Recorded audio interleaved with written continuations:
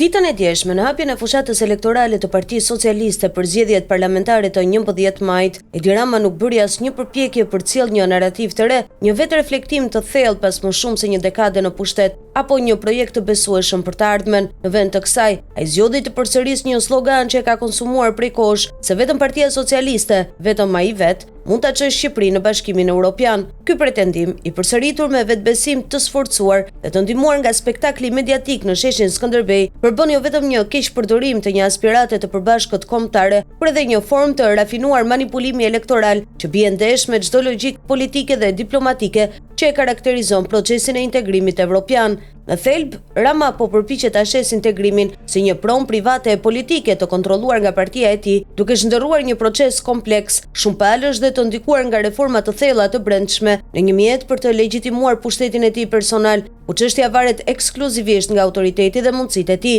Por integrimi në BE nuk është një sport individual dhe as garë me vetëm një lojtar, kur Rama e sheh veten në vend të trajnerit dhe ministrat e tij hyjet e futbollit brazilian. Integrimi është një projekt kombëtar që kërkon përfshirjen dhe kontributin e të gjitha palëve, opozit, institucione të pavarura, shoqëri civile, media dhe mbi të gjitha qytetarët. Shqipëria nuk do të antarësohet në BE sepse një lider e premtoi me flamur në dorë, por sepse shteti do të funksionojë si një demokraci me standarde evropiane. Dhe këtu qëndron paradoksi më i madh i kësaj fushate.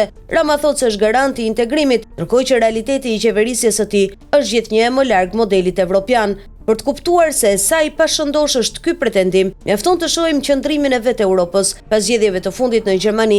Kancelari Friedrich Merz, një konservator klasik dhe mbështetës i një BE-je më funksionale, ka deklaruar se zgjerimi nuk mund të ndodhë pa reformë të brendshme institucionale. Ai ka theksuar se BE nuk është më në gjendje të përballojë anëtar të rinj, pa ndryshuar mënyrën se si vendos, si funksionon nga ana e buxhetit dhe si menaxhon politikat e jashtme. Në këtë kuptim, asnjë lider në Ballkan nuk mund të premtojë antarësimin si një garanci politike të vetën, thjesht sepse ky vendim nuk i përket atij. Varet nga 27 shtete anëtare, varet nga konsensusi i Brukselit dhe i kryeqyteteve të tjera, varet nga gatishmëria e BE-s për të përballuar vetveten përpara se të përballojë të tjerët. Këtu bie poshtë retorika e Ramës. Ajo nuk përputhet me realitetin ndërkombëtar, por është ndërtuar për konsum të brendshëm elektoral, për të përforcuar idenë se çdo votë që nuk shkon për PS-n është vot kundër integrimit. Kjo logjik është jo vetëm e gabuar, por thellësisht e rrezikshme. Ajo përjashton, përçan dhe minon vetë konsensusin kombëtar që është i nevojshëm për të përmbushur kushtet që BE vendos. Në vend që të ndërtojë një aleancë të gjerë për Evropën, Rama ndërton një rrjet lojaliteti rreth partisë së tij,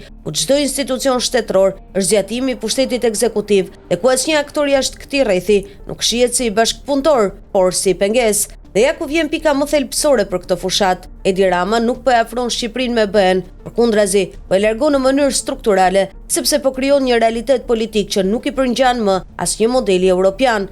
BE nuk është vetëm një treg apo një bilet udhëtimi diplomatike, është një mënyrë e të qeverisurit. Ajo kërkon pluralizëm të vërtet, drejtësi të pavarur, media të lirë, zgjedhje konkurruese dhe institucione që i qëndrojnë përballë pushtetit, jo që e shërbejnë atë. Sot Shqipëria është më pak demokratike se në vitin 2013, me më pak opozitë reale, me drejtësi të kapur nga emërime politike, me një administratë publike që punon për partinë dhe jo për qytetarin, dhe me një parlament që ka më shumë përfaqësues të PS-s se sa pikpyetje nga populli. Kjo është Shqipëria që Rama premton se do ta çojë në BE, por problemi është se Evropa nuk e njeh këtë Shqipëri si të vetën, nuk e njeh një vend ku partitë opozitare përjashtohen nga çdo proces politik, nuk e njeh një vend ku zgjedhjet fitohen pagar, nuk e njeh një vend ku shërbimet publike janë monedhë për besnikëri politike. Në vend që ta afrojë Shqipërinë me Europën, Rama ka krijuar një formë teknokratike të izolimit ku vendi mund të flasë për Europën, por të mos funksionojë kurrë sipas parimeve të saj. Kjo është arsyeja pse premtimi vetëm ne e çojmë Shqipërinë në BE është jo vetëm një gënjeshtër e madhe,